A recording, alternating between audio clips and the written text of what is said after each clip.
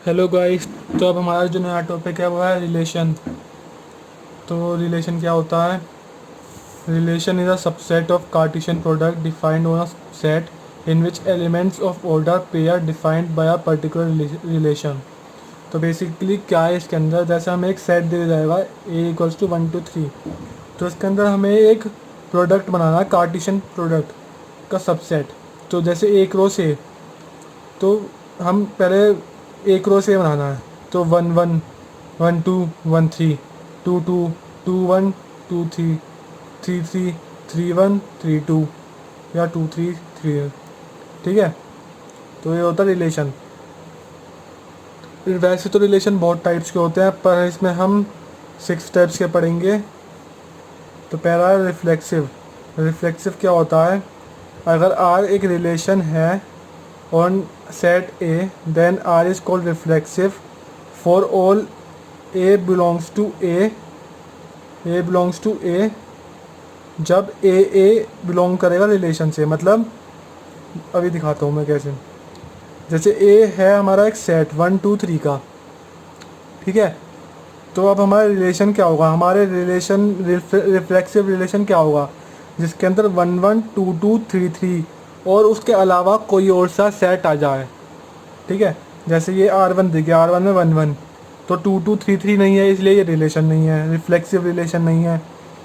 R2 1 1 1 2 3 1, इसमें 2 2 3 3 नहीं है, तो ये रिफ्लेक्सिव रिलेशन नहीं है।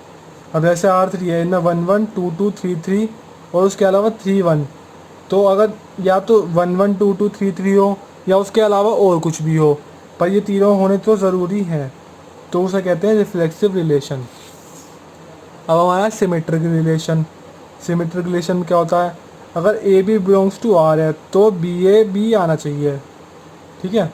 इसे कहते हैं बिलोंग्स टू, इस साइन को। ठीक है। और एक साइन होता है ये, इसे कहते हैं फॉर ऑल। ठीक है। तो जैसे एक रिलेशन है एक सेट है 1 2 3 का, तो 5, मतलब 5 भी हो गया खाली सेट। 1 1 इसमें होता है कि अगर अगर 1 2 है तो 2 1 होना ज़रूरी है, ए बी है तो बी ए होना ज़रूरी है, और अगर ना हो तब भी वो सिमेट्रिक रिलेशन है। तो यहाँ पे नहीं है तो ये रिलेशन है, यहाँ पे नहीं है ये भी सिमेट्रिक रिलेशन है।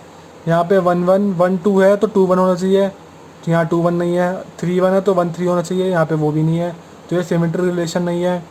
R3 1 1 2 2 3 1, और अगर यहाँ 1 3 होता तो ये रिलेशन हो जाता, सिमेट्रिक रिलेशन हो जाता, लेकिन अब ये नहीं है।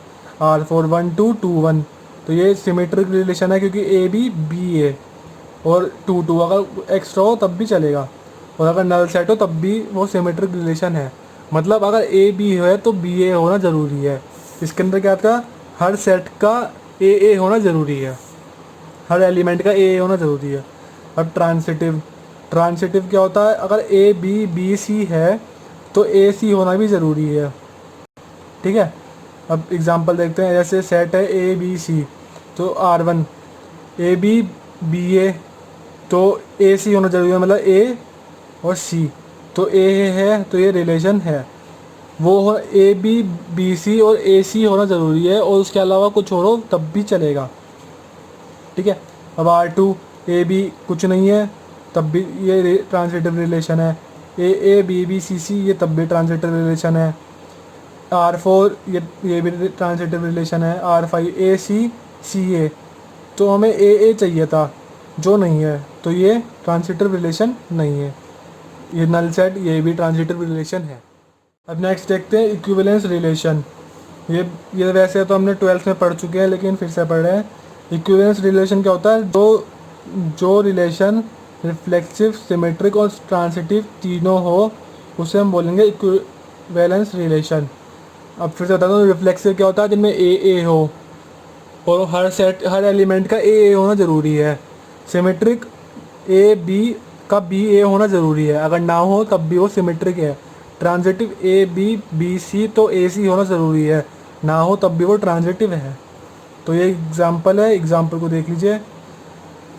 1 2 2 1, तो ये सिमेट्रिक तो है ही, और 1 1 ए सी तो ये ट्रांजिटिव है। बाकी 1 1 2 2 3 3 है, तो ये रिफ्लेक्सिव है, तो इसका मतलब ये हमारा ट्रांजिटिव है, मतलब इक्विवेलेंस रिलेशन है। R2 में 1 1 2 2 3 3 नहीं है, तो हमने इसे रिफ्लेक्सिव नहीं है तो हमने देखा ही नहीं इसे।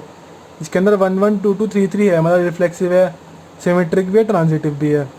ना हो तब भी सिमेट्रिक और ट्रांजिटिव चलेगा, ये अच्छे से समझ लीजिए, ठीक है। अब R4 1 2 पहले देखते हैं रिफ्लेक्सिव है या नहीं। 1 1 2 2 3 3 रिफ्लेक्सिव है, 1 2 2 1 सिमेट्रिक है, और 1 1 ट्रांजिटिव भी है, ठीक है। यहाँ पे 3 3 3 3 2 और 3 2, तो ये यहाँ पे ट्रांजिटिव नहीं हुआ, तो ये ट्रांजिटिव नहीं है, तो ये इक्विवेलेंस रिलेशन नहीं है, ठीक है। अब एंटीसिमेट्रिक, एंटीसिमेट्रिक क्या होता है? If a b belongs to R then b a belongs to R if and if only a equals to b, ठीक है। नॉट सिमेट्रिक क्या होता है? जो सिमेट्रिक नहीं होता। क्वेश्चन देखते हैं, ए इक्वल्स टू 1 2 3, तो सिमेट्रिक, तो ये हमारा रिलेशन बन क्या है? 1 2 3 3 1 1। तो अब देखते हैं ये है क्या है, 1 2 3 3, मतलब ये सिमेट्रिक तो है नहीं, तो ये नॉट सिमेट्रिक हो गया, ठीक है। अब एंटी सिमेट्रिक कैसे हुआ? इसके अंदर कंडीशन थी कि if and if only a equals to b, अगर ये ना हो, ए बी ए ना हो, तब भी वो एंटी सिमेट्रिक है। तो यहाँ तो है ही, तो वह एंटी सिमेट्रिक है। यहाँ पे भी एंटी सिमेट्रिक है, 1 1, तो ये सिमेट्रिक है, ठीक है। अगर यहाँ पे आ जाता 1 1 1 2, तो ये एंटी सिमेट्रिक होता, प्लस ये नॉन सिमेट्रिक होता।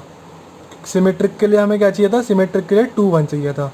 अगर 2 1 आ जाता इस सेट में, तो वो एंटी प्लस सिमेट्रिक हो जाता, ठीक है। अब पोस्ट सेट इम्पोर्टेंट है। ये पोस्ट सेट होता है पार्शियल ऑर्डर सेट, इसमें भी 3 चीज़ होता है, रिफ्लेक्सिव हो, एंटी सिमेट्रिक हो, ट्रांजिटिव हो। इसका न्यूमेरिकल है, एसिमेट्रिक होता है। एसिमेट्रिक कौन सा होता है? जो एंटी सिमेट्रिक और इररिफ्लेक्सिव हो। इररिफ्लेक्सिव वो होते हैं जो रिफ्लेक्सिव नहीं होते, जिनमें 1 1 2 2 3 3, मतलब अगर सेट हो ए का 1 2 3, तो 1 1 2 2 3 3 ना हो, तीनों ना इंक्लूड हो, तो वो इररिफ्लेक्सिव हो जाएगा, ठीक है। इस लेक्चर में इतना ही। इसके नेक्स्ट लेक्चर में हम इसके न्यूमेरिकल्स देखेंगे। Thank you.